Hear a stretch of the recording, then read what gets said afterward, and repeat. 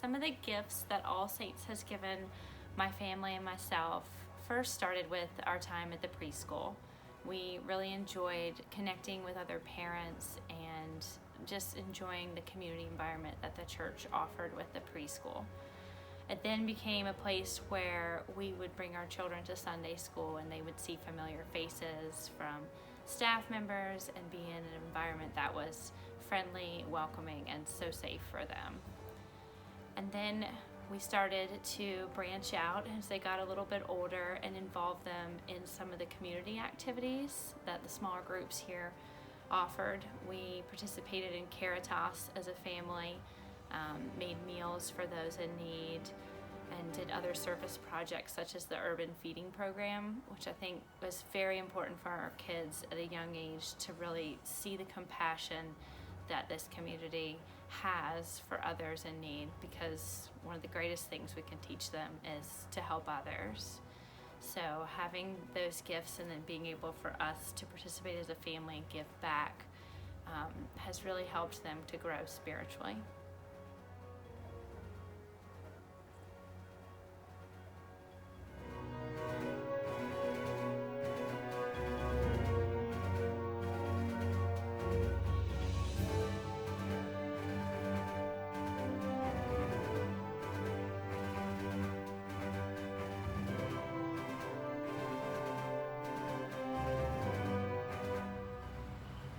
Good afternoon, Amy and Bill. We're here today talking about giving to the church, and I was going to ask you give generously to All Saints Church, and what inspires you to do that?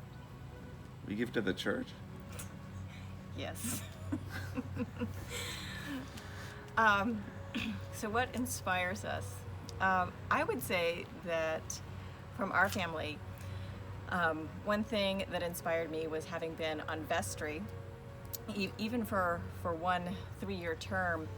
When I first came on vestry, we did a little tour of the church, and I realized that it just really brought it home that the church is our home. And just like any home, it needs all kinds of repairs, and it called me to be on buildings and grounds. And I would tell people, as I was junior warden, I would say that the church has a honey-do list, just like you do around your house, except that, and like the honey-do that Bill has always, except that the budget always had like an extra 0 at the end. So I have a real keen appreciation for the resources, not just in volunteerism, but in financial resources that it takes to maintain our church home. And when you were on vestry, dealing with money issues, did you sense any difficulty or problems with cutting programs or ministries because of lack of funding? Absolutely, yes. We had a couple of sort of lean years budget-wise. Just sometimes if you've come on the vestry, it's eye-opening to see the financials. If you've worked in finance or big corporate America, the total church budget might seem small to you all, and so that's why even small things where you can provide volunteerism really help. Everything helps with the budget for the church. But it became clear sometimes where we would be looking at programs and looking at the finances and having to decide what things we weren't going to be able to do, whether it was a mission trip or an outreach or something like that. So it's almost like the flip side of, if you don't give, what do you have to give up doing in terms of the ministries that our church provides?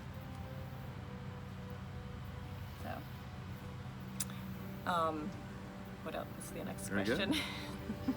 I about think time and talents. Time and talents. Oh. Did you want to talk a little bit about the music ministry and what that's meant to you? It's been a great deal to me, the foundation that it provides for our kids and for our growing kids, and it's the importance that it has in our lives for place to go and to worship, and for friendships that we've had through our music, for one thing, that we probably wouldn't really have otherwise. And it's just another way that we enjoy giving, and that, as Amy has said, that it's just an extension of our home, and that's the way that we feel. We've had a great time with all of the music ministry. Once you invited Jack to play that with the what's now the Saints of Sound, when you invited him that one time, that really just opened up a whole new set of fun relationships and fun times here on Sunday afternoons, playing some church music and maybe a little bit of rock and roll too. It's good for the soul. Yes. Yeah. So as we wrap this up, we can encapsulate what giving to our time and our talent and our treasures to God in a few words, if you will. You can put the sign up. I'm going to just steal straight from the liturgy, from the 8 o'clock service, which at the 8 o'clock service, if you if you don't go to early church sometimes, when you do the offertory, it is all things come of thee, O Lord, and of thine own have we given thee. So I think that pretty much sums it up, because all of the blessings that we have in this life really are God-given, and so why not give them back and share them? So.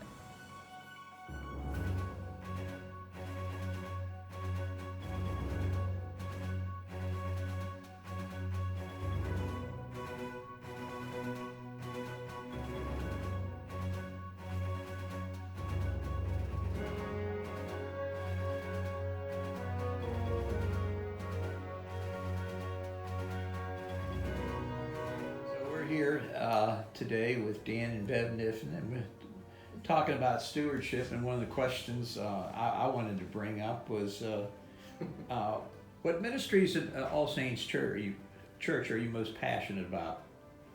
You want to go first? Sure. Go ahead.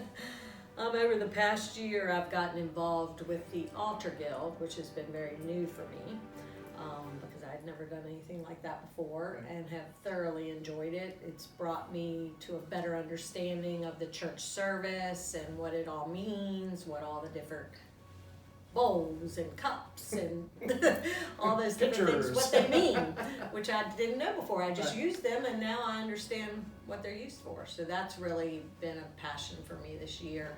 And then another big ministry, I guess you would say, is the carpool ministry for the choir kids, the Apachok children that I take to choir on Thursdays has just been, I love it. A real thrill. A real They're thrill. lovely Yeah, children. lovely kids, and I've just had so much fun taking them on Thursdays. They just provide me with a lot of laughs, and we have a really good time together. Right, So that's you been do. another fun thing I've really enjoyed doing. 2 different things this year with that. What about your 12:15 Wednesday? 12:15, I've really enjoyed that. Didn't go to that service much before, and with teaching preschool, it works out perfect that I just come from preschool up to the 12:15 service. It's really added a new piece to my week. Right. Mm-hmm.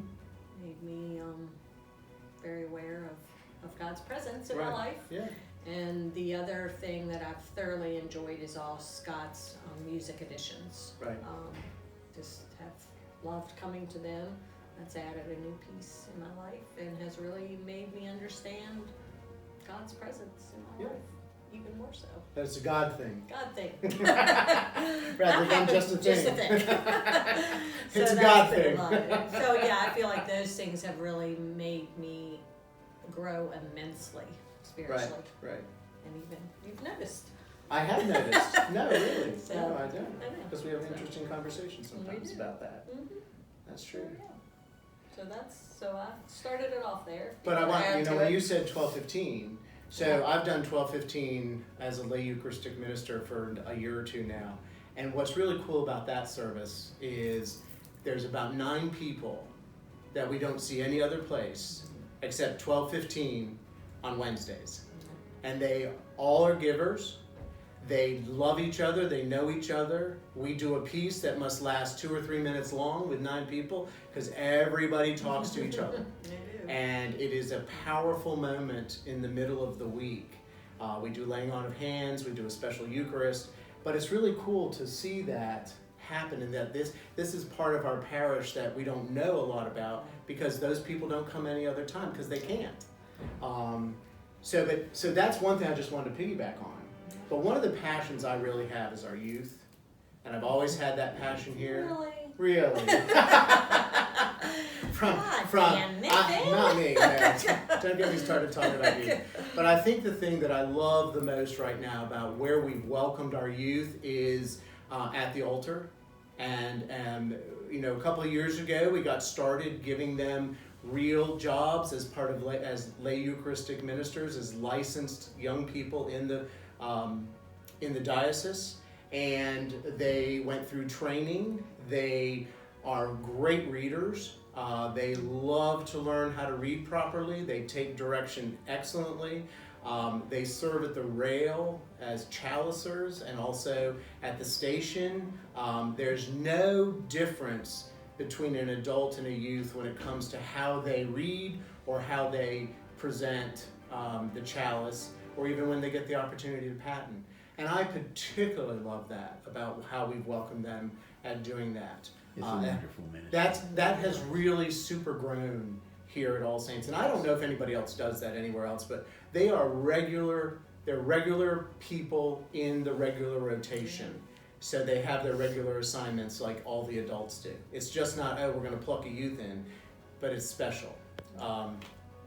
The other thing I wanted to just add to, and Bev, you brought this up earlier before we actually started, was the funeral ministry that we do here.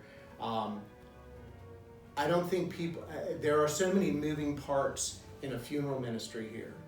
And I had the opportunity, and it was a great honor to help that when Brent was gone, for 2 very important funerals here. And to meet with the families. I remember that. To be able to hear how they want the service shaped, how to be able to keep it within the traditions of All Saints, how to be able to move with them from the time we hear about it to the time we lay their family member to rest. It is an amazing opportunity.